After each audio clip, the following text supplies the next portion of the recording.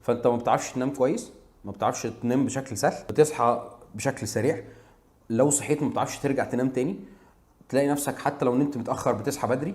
كل دي اعراض دي الايه الانسومنيا. زائد ان انت بتحس بارق وتعب على طول، يعني انت جسمك مكسر على طول لان انت ما بتنامش، جسمك ما بيستريحش. تمام.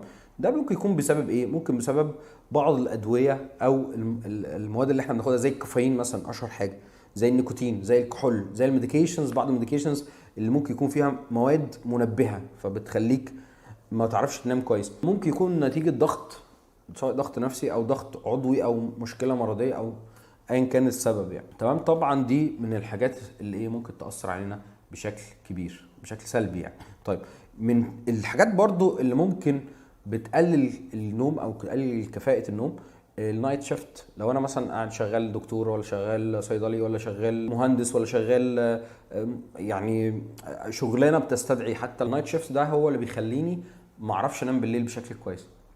فبالتالي ما نمتش بالليل، فبالتالي انا نمت الصبح، لخبطت ساعات النوم. احنا في مفروض في غده تحت المخ اسمها الباينيال جلاند بتخرج ماده اسمها الميلاتونين. الميلاتونين ده هو اللي بيخلي ان انت تنام بشكل اسهل، بيساعدك على الهدوء والاسترخاء والنوم. تمام. ده بيتاثر بالاضاءه، يعني لو شفت اضاءه هتلاقي الافراز بتاعه قل، لو شلنا الاضاءه الافراز بتاعه بيزيد. يعني عشان كده الناس بتقولك يفضل ان هي تنام في مكان مظلم. ليه؟ عشان الافراز بتاع الميلاتونين يبدا يزيد وتعمل ريلاكسيشن، فايه تخش في الايه في النوم وتبقى جيتنج الديب سليب بتاعك، الانف ديب سليب.